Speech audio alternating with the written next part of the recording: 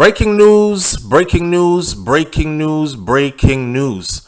A man tied to suspected shooting in a Tupac Shakur's 1996 killing has been arrested in Las Vegas.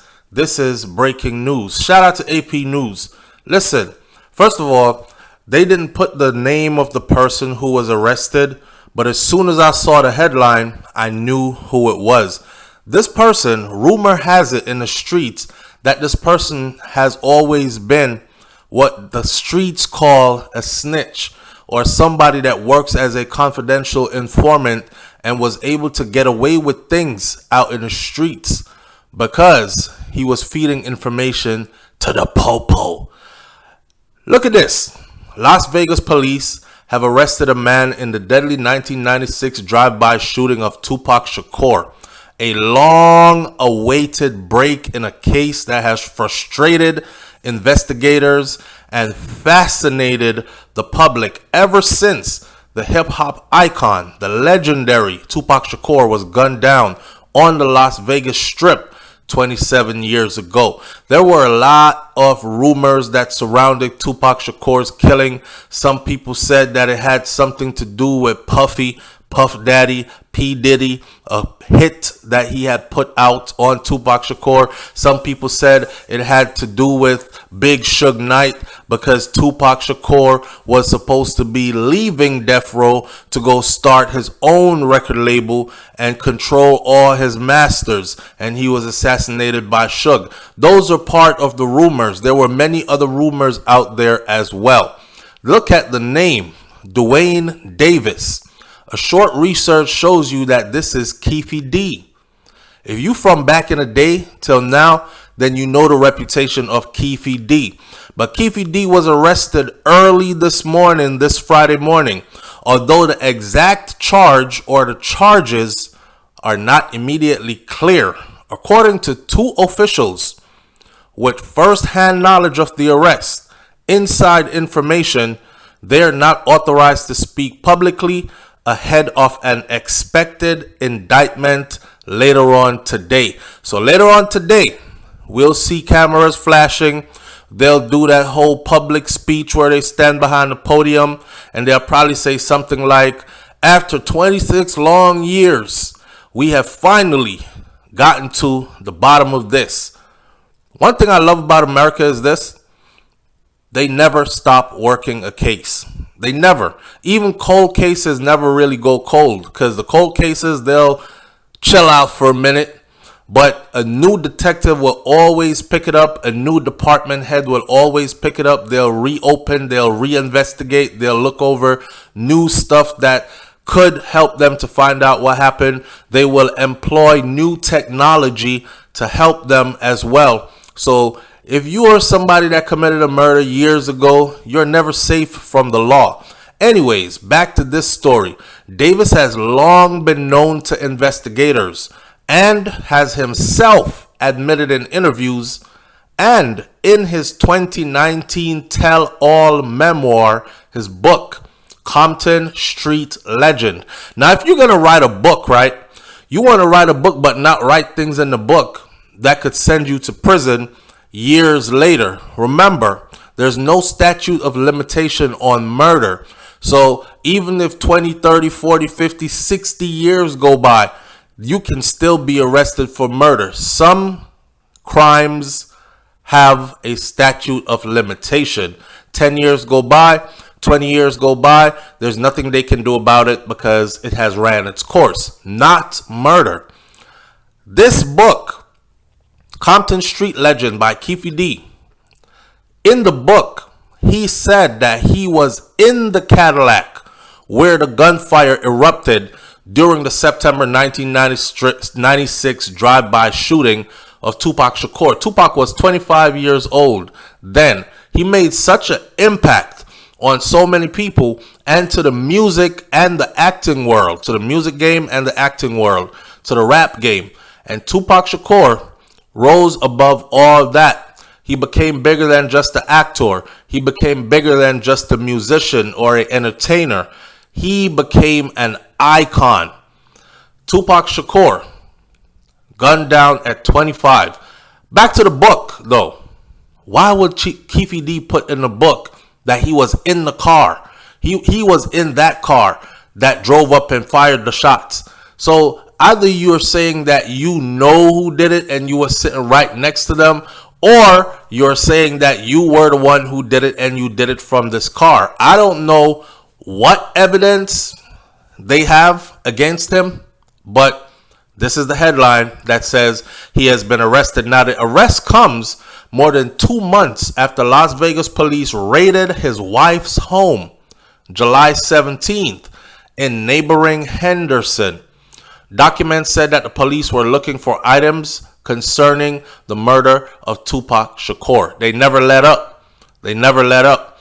Police reportedly collected multiple computers, a cell phone, a hard drive, a Vibe magazine that featured Tupac Shakur, several .40 caliber bullets, 2 tubs containing photographs, and a copy of Keffe D's book. In the book, he said that he broke his silence over Tupac's killing in 2010 during a closed-door meeting with federal and local authorities. A closed-door meeting. That means he back there telling. At that time, he was 46 years old, and he was facing a whole lot of time in prison for drug charges. Matter of fact, he was looking at a life sentence in prison for drug charges. So he agreed to speak with the authorities back then. This is what he also wrote in the book. Besides writing in the book that he was in that Cadillac, he also wrote in the book that he went and had a closed-door meeting with federal authorities and local authorities back when he was 46 years old because he got caught up in some drug charges and was facing a lot of time in prison. Now, you know, when you're facing a lot of time in prison and they say to you, look, you're about to do at least 25 years, at least. We're going for 50 and we might get that. 10 toes down, or you ready to go? Or you can give us some information and we'll see what we can do for you. Well, a part of his deal, he said they promised that they would shred the indictment and stop the grand jury if I helped them out. That's what he said. And he must have helped them out because he didn't get that time. He has described himself as one of the last living witnesses to that shooting. Now, I don't know, to some people that might be a badge of honor. You know what I'm saying? I'm a part of hip-hop history, albeit a bad part. But I know what happened to Tupac. A lot of people can talk and they can speculate. But I know for a fact what happened to him because I was right there. Matter of fact, I was in the car that was shooting at his car. That's how much I was right there. I say no more. So that leaves a lot of people speculating, but it also sends off all the red flags to law enforcement, right? I don't know if I should call this self-snitching or what, but a grown man like this should know better than to say all that. But you know what? God works in perfect timing. So, and not only that, I also think that the law enforcement officials back then have an idea and they kind of know, but you know, these informants, they play the game. Snitch a little, get a little leeway. They get caught doing something, they snitch out somebody bigger, their charges go away. That's why a lot of the times you wonder when these street thugs and so-called gangsters keep getting locked up for serious charges, but keep on coming back to the streets. That alone should throw all the red flags up in the world. How you got away with that? And I know somebody who did way less and they pushing time. How you got away with that? Because they telling, because they working with them people. Anyways, so on the night of September 7th, 1996, Tupac Shakur was in a BMW that was driven by Death Row Records founder Suge Knight. He was sitting right next to Suge. He was riding shotgun. Suge Knight in a convoy of about 10 cars deep. This is why people were saying, how the hell did he get touched? You got Big Suge, who at the time is nothing like he is now. Suge Knight back then was feared, revered, respected, and had a whole lot of money and a whole lot of clout and a whole lot of security around him.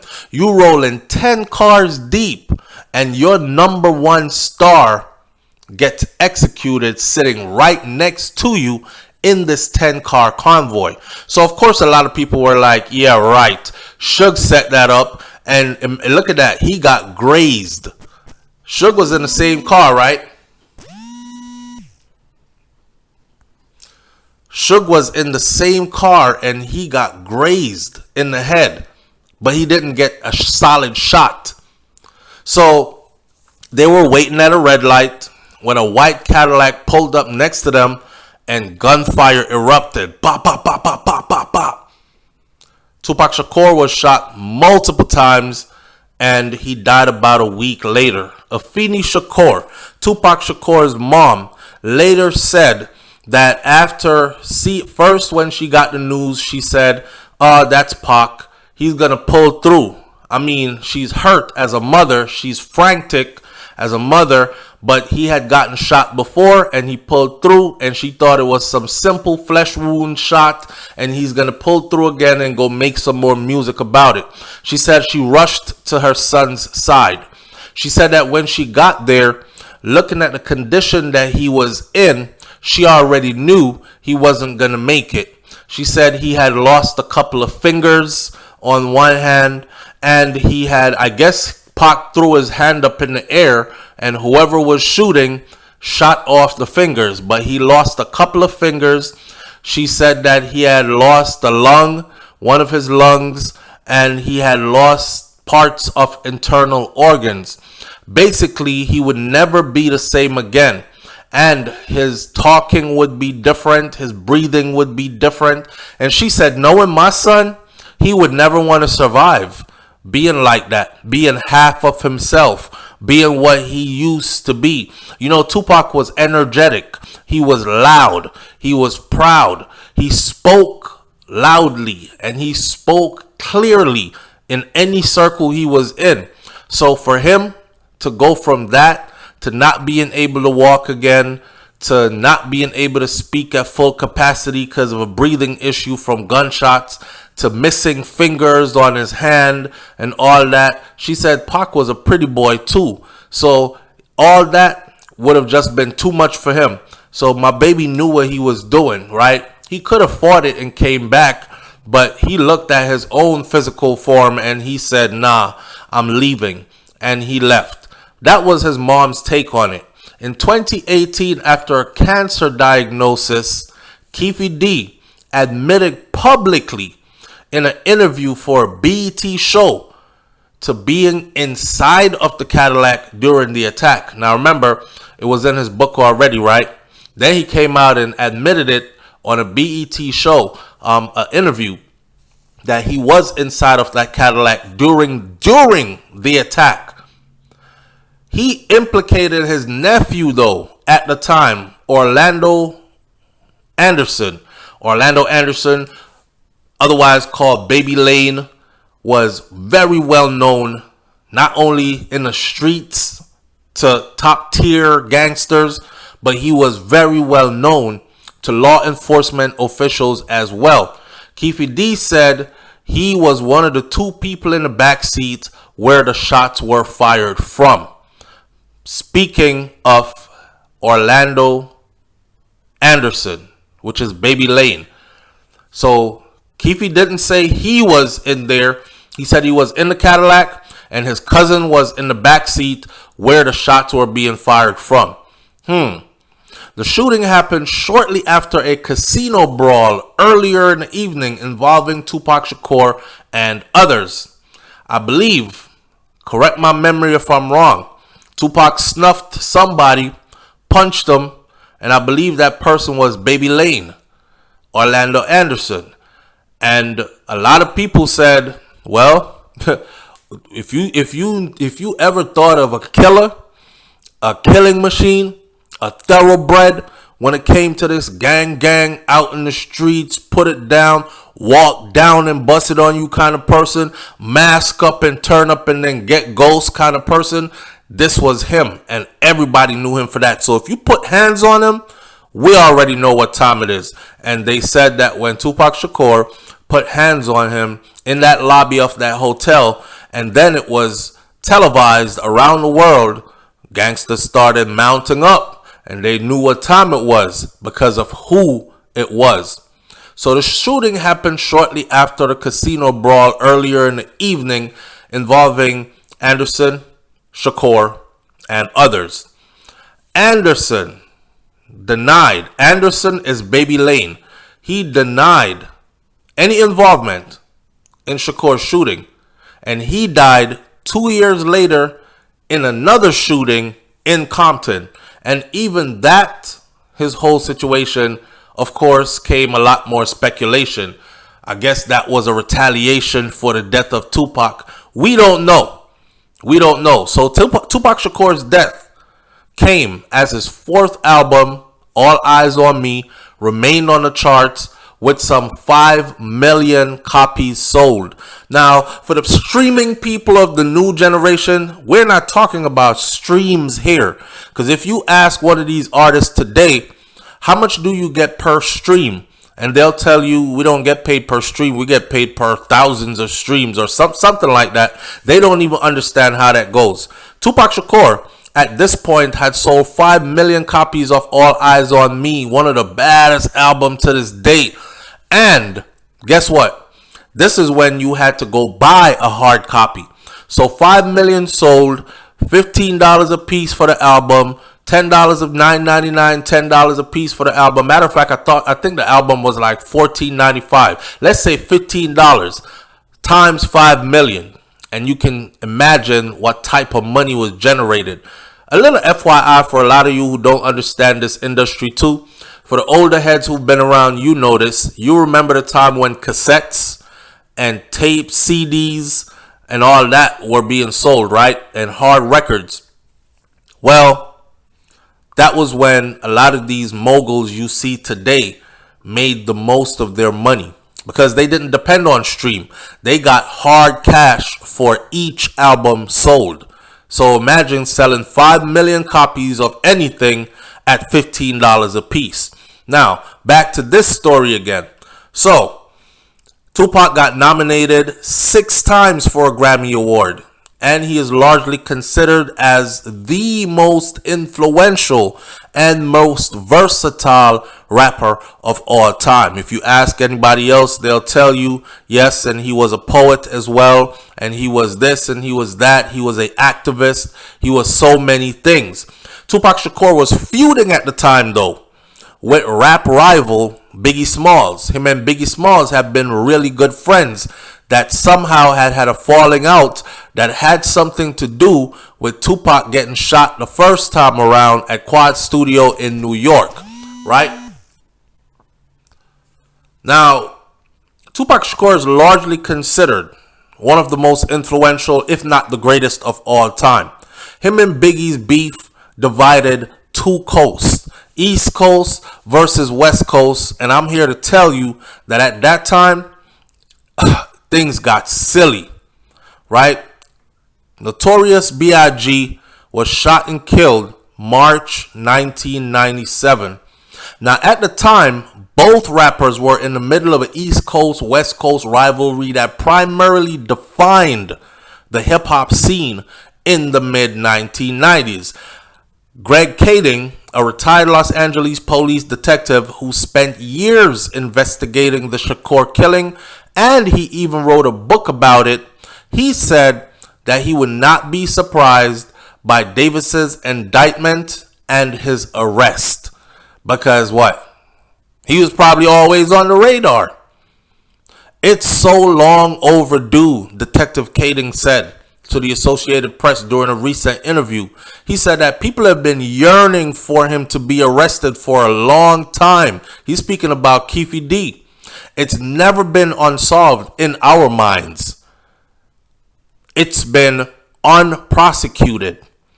Keffe said that he interviewed Keffe D in 2008 and he interviewed him in 2009 during the Los Angeles police investigation of the killing of Tupac Shakur in Las Vegas and the slaying of Biggie Smalls as well. Remember, Biggie got killed out in LA as well. Keffe said also that he talked with the Los Angeles police detectives about this case, including after the SWAT team had raided in July at the home of Keffe D. He spoke to them again. The former Los Angeles police detective said that he believes that the investigation gained new momentum in recent years following Keffe D's public description of his role in the killing, including how he described it in his 2019 memoir. Yes, he wrote it in the memoir, but after that, he did an interview where he verbalized it.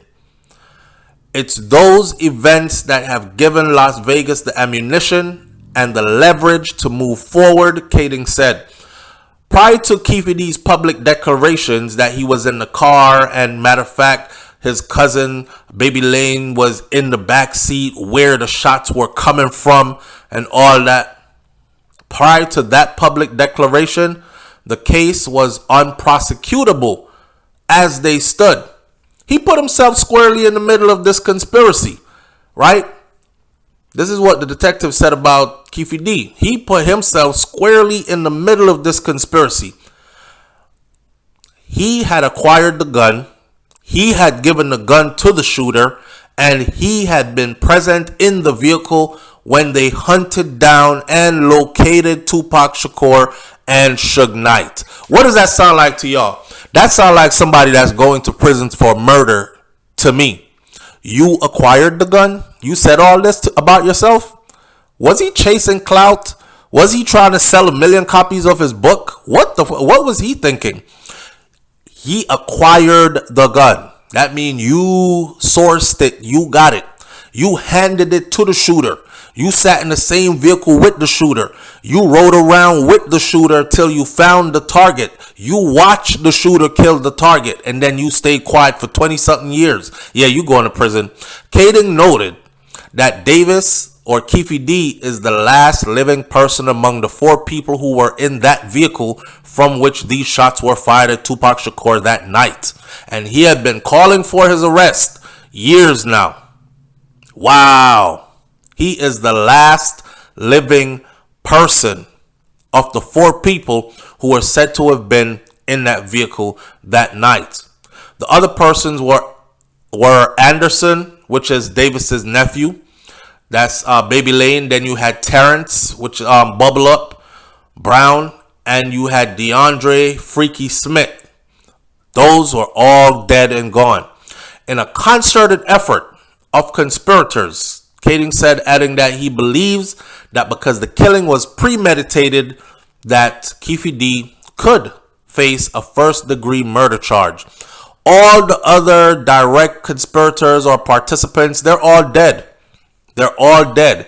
Keffe D is the last man standing among the individuals that conspired to kill Tupac Shakur. Well, we're going to stay close to this one to see what happens, so you stay close to us as we bring you the updates. All right, hit that subscribe button, and I'll catch you on the next video. It's Hot Topics TV or Brain Flow TV. I'm out. Peace.